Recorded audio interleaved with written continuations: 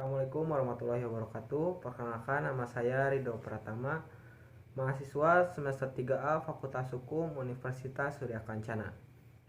Di sini saya akan mereview jurnal Hukum Administrasi Negara yang berjudul Membangun Budaya Hukum Pelayanan Publik untuk Mewujudkan Kesejahteraan Rakyat, yang ditulis oleh Nurianto. Review Jurnal Hukum Administrasi Negara ini untuk memenuhi tugas mata kuliah Hukum Administrasi Negara dengan dosen pengampu Pak Dr. Dedi Mulyadi, SHMH, dan asistennya Pak Dr. M. Rendi Ridayandi, SHMH.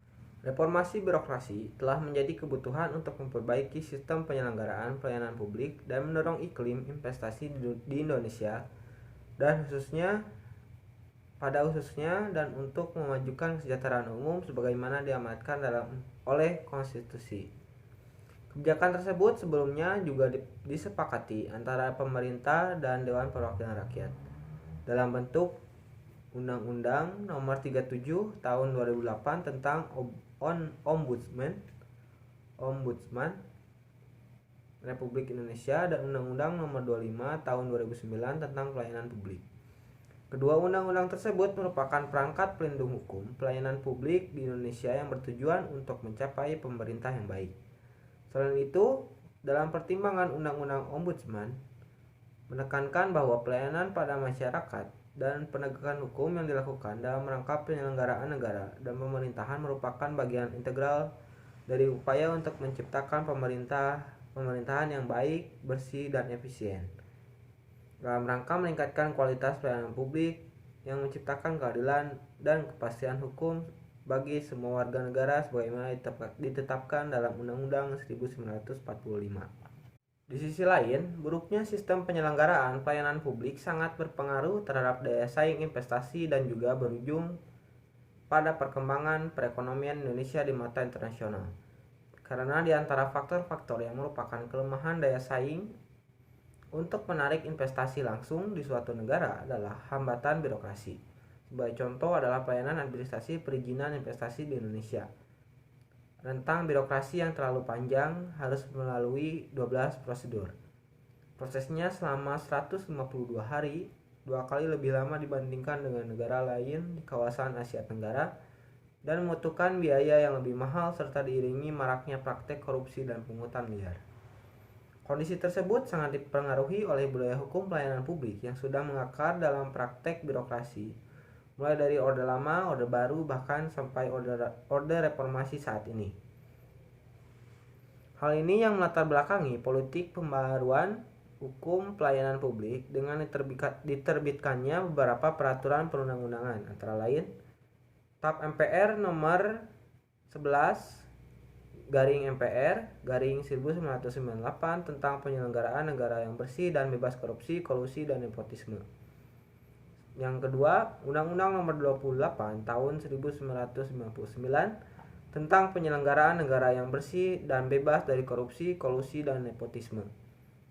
Yang ketiga, Undang-Undang Nomor 31 Tahun 1999 tentang pemberantasan tindak pidana korupsi yang dirubah dengan Undang-Undang Nomor 20 Tahun 2001 tentang perubahan atas Undang-Undang Nomor 31 Tahun 1999 tentang pemberantasan tindak pidana korupsi.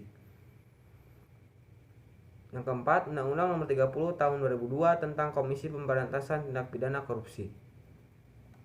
Dan rakyat sangat berharap adanya politik hukum yang memberikan kewenangan kepada suatu lembaga untuk meneliti dan mengidentifikasi perubahan-perubahan yang perlu diadakan terhadap hukum yang sedang berlaku atau ius constitutum, agar dapat memenuhi tuntutan perkembangan serta kebutuhan-kebutuhan baru di dalam masyarakat.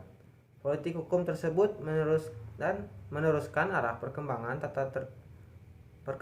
tertib hukum dari ius constitutum yang bertumpu pada kerangka landasan hukum yang terdahulu menuju pada penyusunan hukum pada masa yang akan datang atau ius constituendum.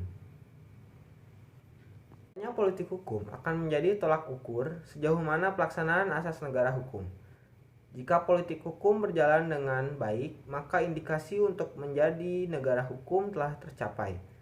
Sebaliknya, jika politik hukumnya jelek, maka dapat dipastikan asas negara hukum tidak dapat diwujudkan dengan baik.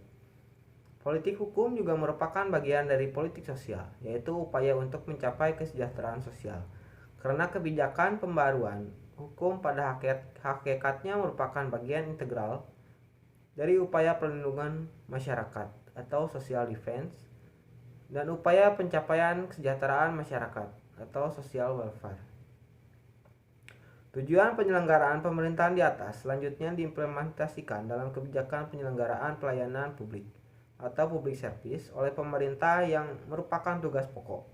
Pada saat ini, seiring dengan perkembangan global, harapan sekaligus tuntutan masyarakat untuk mendapatkan pelayanan publik yang berkualitas, prosedur yang jelas, waktu penyelesaian yang cepat, dan biaya yang pantas terus mengemuka dalam perkembangan penyelenggaraan pemerintahan. Harapan dan tuntutan tersebut muncul seiring dengan tumbuhnya kesadaran bahwa setiap warga negara memiliki hak untuk mendapatkan pelayanan dan kewajiban pemerintah untuk memberikan pelayanan publik yang berkualitas. Lalu, bagaimana membangun budaya hukum pelayanan publik dengan penerapan good governance dalam penyelenggaraan pelayanan publik yang prima untuk mewujudkan kesejahteraan bagi seluruh rakyat Indonesia?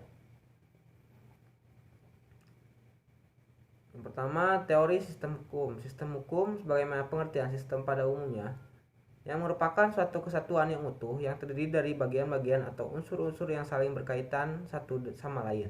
Dengan demikian, sistem hukum adalah suatu kesatuan yang terdiri dari unsur-unsur yang mempunyai interaksi satu sama lain dan bekerja sama untuk mencapai tujuan kesatuan tersebut.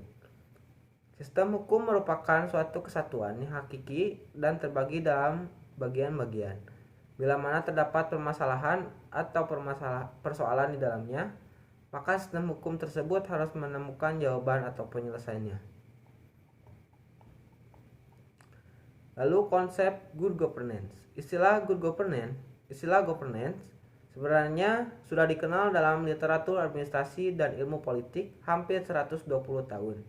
Sejak Woodrow Wilson memperkenalkan bidang studi tersebut kira-kira 125 tahun yang lalu. Tapi selama itu, governance hanya digunakan dalam konteks pengelolaan organisasi korporasi dan lembaga pendidikan tinggi oleh para teoritisi dan praktisi administrasi negara di Indonesia.